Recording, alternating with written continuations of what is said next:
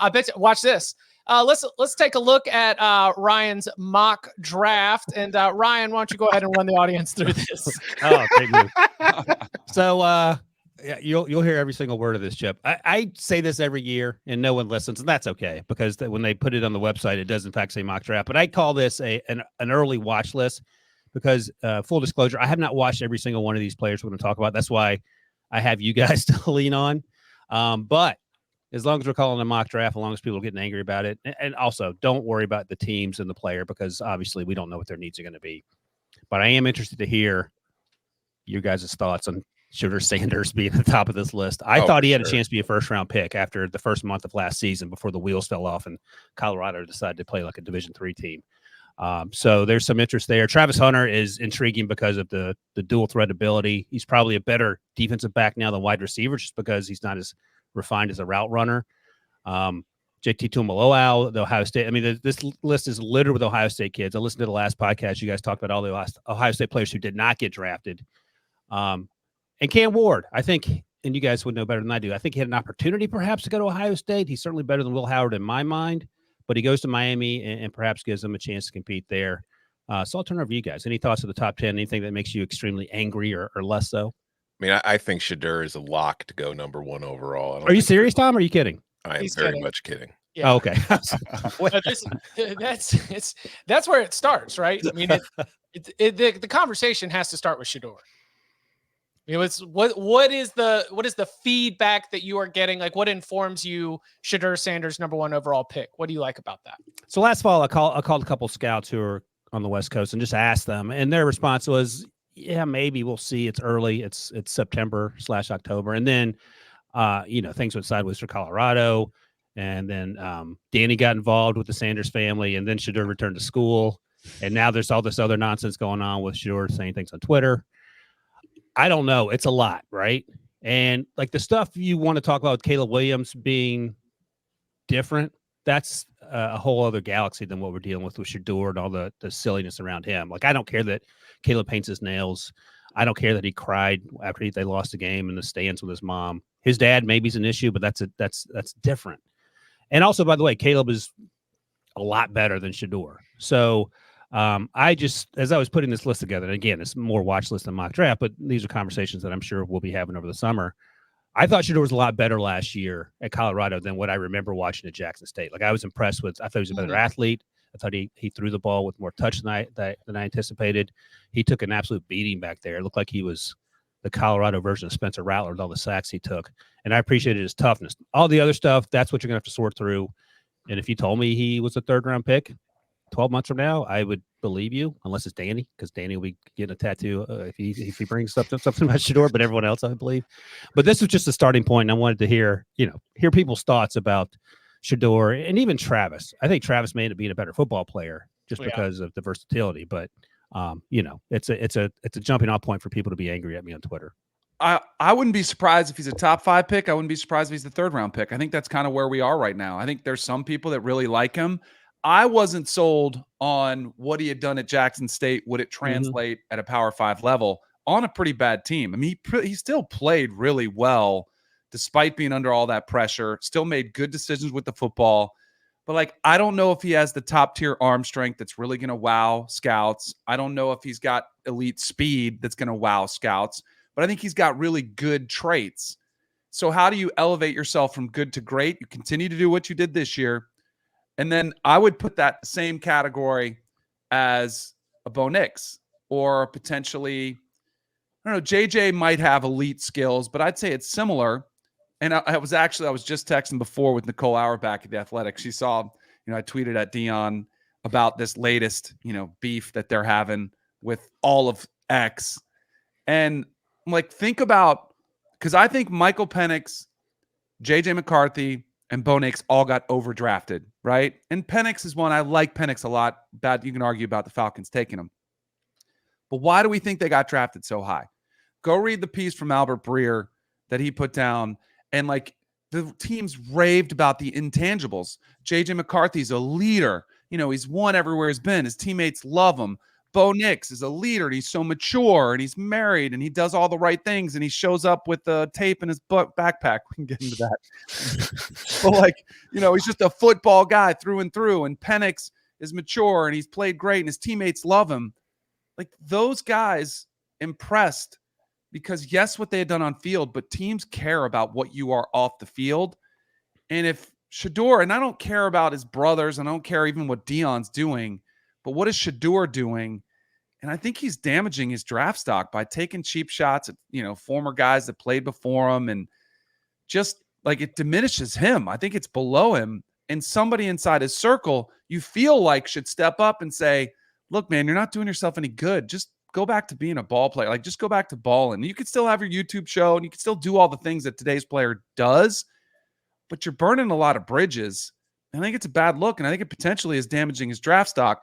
And when I say somebody should step up, I feel like it should be his dad, but his dad's doing the exact same thing. Like, his dad's mixing it up on X as well. So that's what I worry about. Can he impress on the field? Absolutely. I think he's got to do some image rehab off the field and explain himself as why he's lowering himself to getting into Twitter spats with people and calling out former players. Is QB the one position where we care about character in the league? Yes. No. Because of the leadership aspect. Yeah, I'm asking Ryan because there's definitely a lot of guys that get drafted that do a lot worse stuff than Shedeur smack talking a guy who actually ended up being an FCS All-American and 100% would have played for Colorado last year. Like, that kid was way better than some of the guys that Colorado was running out there when they realized they didn't have any good depth by the end of the season. But that's kind of I don't remember him. He was mid. I guess it's hard to remember somebody who's mid because the whole team was mid.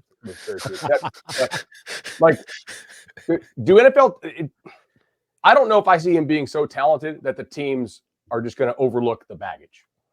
But maybe I'd be wrong because, he clearly did take a big jump going from Jackson State to Colorado in terms of performance. I think the arm got a lot stronger. If you remember him as a recruit, he's, way bigger than he was back then. I think he's a lot better, than he was 18 months ago. I think Tom's article nailed it, right? Dead last in the Power 5 in pressures per sack. Is that because he doesn't want to hurt his completion percentage and his QBR? Or does he really just have an inability to play with pressure and avoid pressure? Because if it's the latter, NFL teams now care about that a lot. Mm-hmm. Yeah. Well, Tom, let me ask you this. What does J.J. McCarthy look like behind that Colorado offensive line? He gets the ball out. You think so? Yeah. I think Shedeur holds it way long. Yeah. I agree with that. I agree he tries to do too much. I won't push back on that. I think the one thing I would rebut Danny's points, I agree with 100%. But I remember watching in the fall thinking, okay, Shedeur's getting his butt kicked every play virtually, but he's not getting up. He's not ranting and raving. He's not pointing fingers, which I, on some level, appreciated. But all the other stuff I could do without. And to your question about character, there were a lot of questions about Johnny Manziel. Still was a first-round draft pick. Mm-hmm. To a lesser, different kind of, because that was pretty serious stuff that was, a lot of people had rumors about. Josh Rosen, I did not like him, from a personality standpoint, thought he was weird and kind of didn't love his leadership traits. He still got drafted. Didn't work, but he still got drafted, in the first round. So doesn't mean it can devastate you, but your talent has to be such that they're willing to say, all right, we can get past it. And that's probably where Shedeur is. That's why I'd probably lean to somewhere in the back end of the first round. Like if you said right now, where do you think he goes? But we'll see. I think that's the sad part is that he probably could, if he got it right and handled himself the way that the NFL teams want to, then he could be a slam dunk top 5 pick. My thing with Shedeur as a prospect is, first of all, the off-field stuff. The NFL teams do care about some really stupid stuff. So his dad's going to have an impact. Some teams will avoid him just because they don't want to deal with Dion being all public with all his thoughts about what the team is doing and what his son is doing for them. So that will scare some teams away. But as far as the prospect, and I think this kind of goes in line with the entire quarterback class for next year. When you're thinking of a quarterback that's going to go first overall, they might not be perfect, but they have an elite trait or two.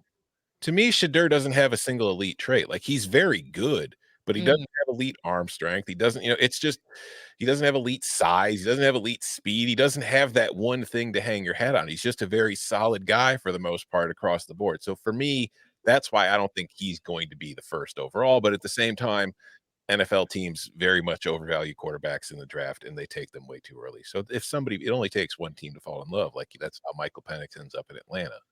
To bring it back to Colorado and like keeping it on college real quick before you jump back on the draft. I don't know if you guys saw this, but it is starting to have some real implications in recruiting. The mother of the number one receiver recruit in the country this morning tweeted, "Wow, this is beyond disgusting. This is how leaders of a team behave. This is what the University of Colorado promotes," and she does like the barfing emoji. "I'm so blessed my son conducts himself as a professional, doesn't bully his teammates or put down other players. I hope recruits are watching this because all the kids are having the same experience is not a coincidence. I'm starting to get a clearer picture of the atmosphere there, and it hurts my heart." So she noticed. Ryan, you Nothing. missed a mega opportunity though, because you have a team that drafted a quarterback where I think their owner would look past a lot of these issues. You had the wrong quarterback going to the Dallas Cowboys and you could have had a package deal. You could predict it all. Dion going back to coach for Jerry, bringing his son with him. I mean, it's all the dominoes are falling in line. Here it comes. I will give you credit going forward when I steal that, but I will acknowledge that Danny Cannell was the originator of that idea, because that does make too much sense to. Right? It also proves we're in a simulation, but that's another conversation. Yes, that too. All right. So what Ryan, you mentioned, you've got Carson Beck and Cameron Ward. You said a word about them. You've got Quinn Ewers going at 12. And then I guess Jalen Milroe, as Danny just mentioned, going down in the mid-20s. Tom said, what about quarterbacks? Like, what do they have that makes them special? Do you think this is a special quarterback class? I think Carson Beck probably is the best quarterback that I don't know anything about his off-field. I'm just assuming he's a good kid based on just having not heard anything. So I think Carson Beck is probably the cleanest, quote unquote. I think the issue with Quinn Ewers, and maybe you guys may have been talking about this on the podcast, but I heard somewhere when he stands next to Arch Manning, it looks like a little boy. It looks like the Derrick Henry Ingram picture, the Mark Ingram picture. So, there's the issue of staying healthy because Quinn Ewers has struggled with that. Jalen Milroe, Tom, I'll ask you because you were very deadpan. I can never tell if you're serious or not. But last year in January during the playoff game, Alabama, Michigan, I said to myself, I didn't say this out loud because I don't want there to be DK receipts on this, but I said 5 years from now, could Jalen Milroe be a better quarterback in the NFL than JJ McCarthy? Like, I think if he continues to make progress, especially now that Kalen DeBoer is there, I think he has a chance. He made huge strides from the first half of the season. He was unwatchable, and I thought he got a lot better. Yeah. Now, I heard that he's being pushed by one of the backups there in the spring game, so that's a concern. Yeah. But assuming he continues along the trajectory, is it outrageous to think that he could be a good NFL quarterback? Outrageous? No, but I think there's a lot of work left to do. Like, I agree with that. Absolutely. You said he got better as the year went on, but I do think that there really is no second read in Jalen's in his bag right now. It's if the first read's not there, and the first read is usually a deep shot. If that's not there, he tends to take off pretty quickly. And like when the pocket, if there starts to be any kind of pressure collapsing, he's not moving around in the pocket to try to avoid it as much as he's just looking for a place to run to get away from it. And those are things that, he certainly needs to improve at. He needs to improve it. And from what I've seen, his accuracy on anything underneath 10 to 15 yards, like anything close to the line of scrimmage, he really struggles with. I think he struggles from throwing in the pocket on shorter stuff too. So that is the one thing, like with DeBoer coming in there, and we've seen the work DeBoer has done with quarterbacks at multiple stops. I think that could be great for Milroe's, career, possibly as far as his development and becoming an NFL guy. What I've seen so far, to me, is not an NFL quarterback. I agree with that. I think they're going to run the hell out of him, by the way. Like, if you look at what DeBoer has done, if he has a really mobile quarterback, they will run him into the ground. I don't mean as a negative. I mean, like DeBoer has had the quarterback be his leading rusher or like damn near it with over 1,000 yards several times in the last decade. So I don't think they're going to come out and run the Michael Penix, Odunze, McMillan, Polk offense year one in Tuscaloosa if he's the guy. I think they're going to really lean on a huge offensive line and run the crap out of him. People are going to love him. I'll say that. Like from the interview process, I don't know if you heard the Terrion Arnold story that he told about how when he was benched, he stood up in front. That's the stuff like that scouts love and coaches love to hear. He's got to take a step forward. I think it determines how far Bama goes this season. As a prospect, like skill set wise, I mean, Anthony Richardson did not look great in a college system, never even really saw improvement. He was just so freakishly talented with a cannon for an arm, a body that, looks like a Greek god, and he could run, sub 4.5. I didn't even run 4.5 something. But Milroe as a just raw prospect, is he a mini version of that? Is he not? Because we know he can throw the deep ball. That's all we've raved about is he needs to develop that shorter mid-range pass game. But if he does, that's where I still think like teams are more willing to take quarterbacks that they see as projects. And I do think he'll improve with DeBoer. I will give you a name, a quarterback that I actually bet on FanDuel and DraftKings over the weekend.